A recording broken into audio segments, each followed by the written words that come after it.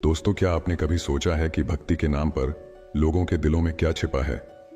एक बार भगवान विष्णु ने जब माता लक्ष्मी से लोगों की भक्ति की प्रशंसा की तो उन्होंने एक दिलचस्प परीक्षा की योजना बनाई। यह कहानी सिर्फ भक्ति की नहीं बल्कि सच्चे समर्पण और उसकी परीक्षा की है। आइए जानें कि कैसे भक्ति और लालसा के इस खेल ने सबको सिखाया एक अनमोल पाठ।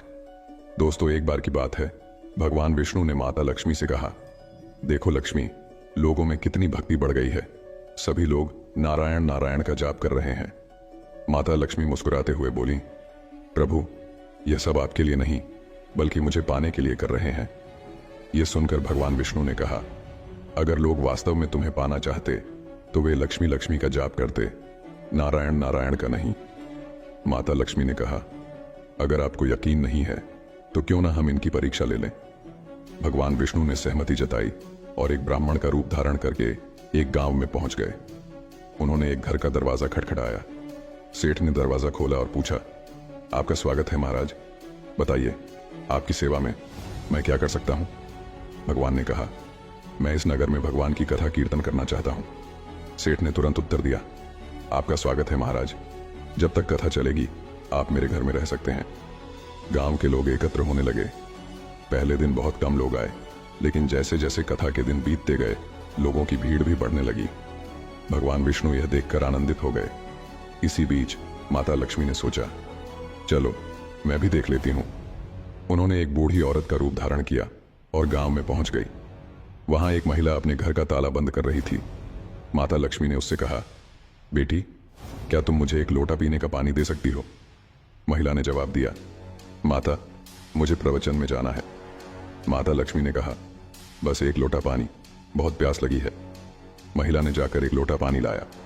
जैसे ही माता ने लोटे से पानी पिया, वो लोटा सोने का हो गया। यह देखकर महिला हैरान रह गई और सोचने लगी कि यह तो चमत्कारी माता जी हैं। उसने हाथ जोड़कर कहा, माता जी, आपको भूख भी लगी होगी, खाना भी खा लीजिए। उसने सोचा कि खाने पर थाली, कटोरी और गिलास सब सोने के हो जाएंगे और वो अमीर बन जाएगी। लेकिन माता लक्ष्मी ने कहा, बेटी, तुम्हें प्रवचन सुनने का समय हो रहा है।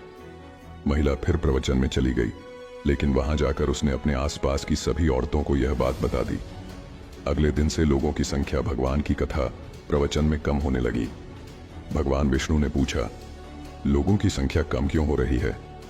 किसी ने बताया कि एक चमत्कारी माता जी आई हैं, जो जिस बर्तन को छूती हैं वो बर्तन सोने का हो जाता है। भगवान विष्णु ने समझ लिया कि माता लक्ष्मी का आगमन हो चुका है।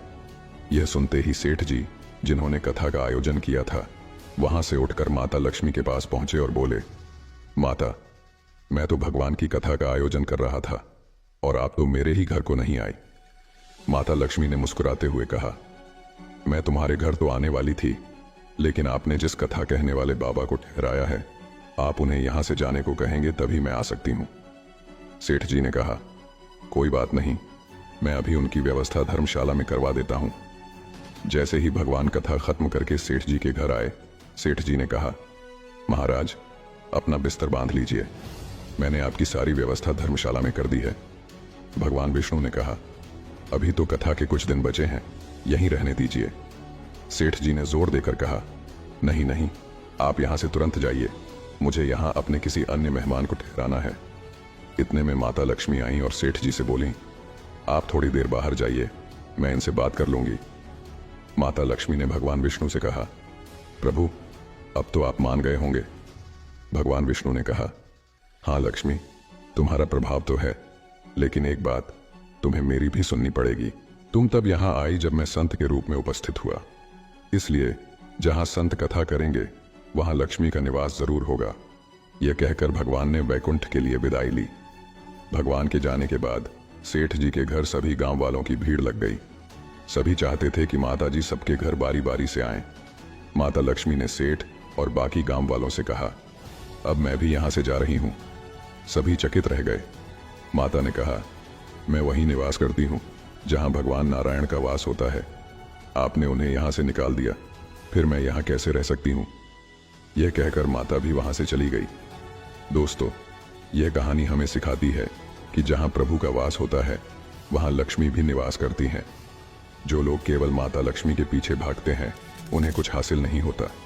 जिस घर में माता लक्ष्मी अकेली जाती है वहां वह अपनी सवारी उल्लू पर जाती है, जो दुर्बुद्धि का प्रतीक होता है। लेकिन जब वह अपने पतिदेव नारायण जी के साथ जाती है तो वह गरुड़ पर सवार होकर उस जगह जाती है, और गरुड़ बुद्धिमत्ता और ज्ञान का प्रतीक है। इसलिए हमें हमेशा यह समझना चाहिए कि किसी भी वस्तु या व्यक्ति के पीछे दौड़ने से बेहतर है सच्चे मन से अपनी भक्ति और कर्तव्यों को निभाना।